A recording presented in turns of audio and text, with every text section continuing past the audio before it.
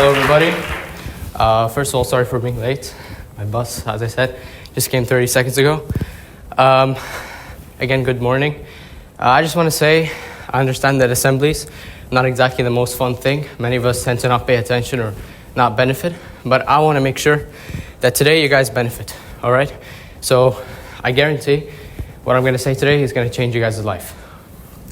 Now, in light of the January exams that are coming up soon, I thought I'd share with you guys 2 amazing productivity tips that you can apply immediately to help you stay on top of your studies and ace your exams. And the first one has to do with the picture on screen behind me right now. It might look like an ordinary picture, just some trees, some greenery, nothing too fancy. But this is your environment. And your environment could also look like this, or look like this, or really look like anything that you want. Because put it simply, your environment is what surrounds you. Now, lucky for us, we can actually use our environment to build better habits. One thing we could do is we can add in pieces, we can take pieces away, we can move pieces around, or we can just move ourselves to a different environment. Now, James Clear, author of the New York best-selling book Atomic Habits, has a rule in his book that summarizes exactly how to do so. And it consists of 3 simple words. Make it obvious. And I'll give you an example to help you understand that a little bit better.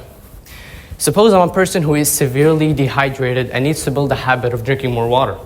One thing I could do is next time I go to class, take a seat, take out my books, laptop, pencil case. I could also take out a bottle of water and place it right on the desk in front of me. By keeping that bottle within my peripherals, easily accessible, within an arm's reach, the probability of me grabbing the bottle and drinking increases. Therefore, on the long term, I'm less dehydrated. The activity also becomes mindless. I don't have to force or remind myself to open the bag, take out the bottle, drink, and put it back. But how could we use this rule to study for the January exams?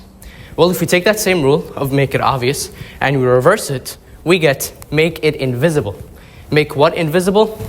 This thing right here, our mobile phone, the biggest cause of distraction in the 21st century. I can't put into numbers how many hours I've wasted on this damn thing. I'm sure you guys agree.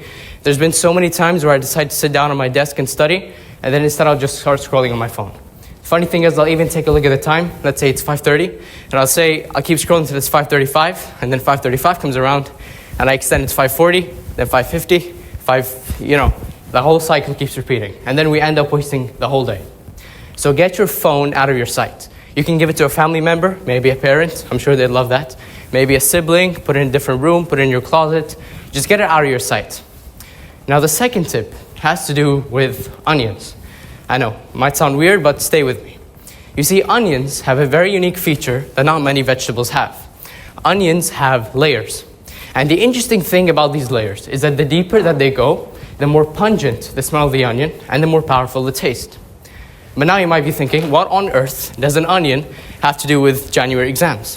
Well, you see, the thing is, our mind is actually very similar to an onion. We also share very similar layers, the deepest of which is our identity. But how could we use our identity to build better habits? Well, to answer that question, I want you guys to meet Mr. Speed. Now, Mr. Speed here really wants to build a habit of working out. He wants to get that nice, sexy beach body going so he can pick up all the ladies.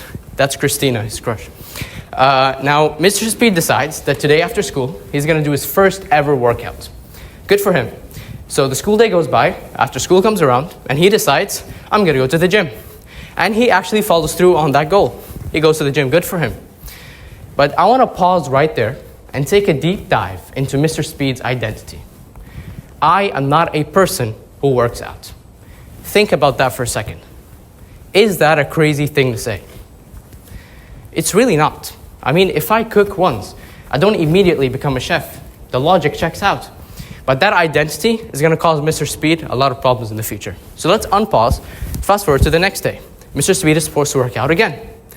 So the school day goes by, after school comes around, but Mr. Speed feels lazy. He's demotivated, he doesn't want to go to the gym.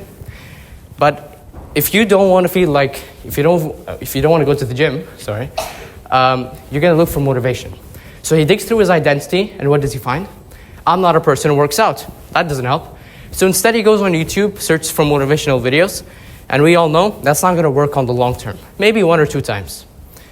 But what if Mr. Speed changed his identity right on that very first day? into I am a person who works out. Well, when he digs for motivation, looks through his identity, what does he find? I'm a person who works out. Well, what does a person who works out do? They go to the gym. And because I am a person who works out, what am I going to do? I'm going to go to the gym. You see how that works?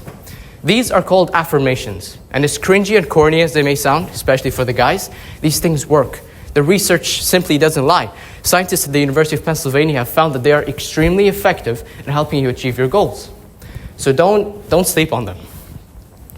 And that's it for me. Thank you guys for listening. I hope you enjoyed. This is my YouTube channel I recently started. If you're interested in listening to similar topics, you guys can check it out. Thank you for listening.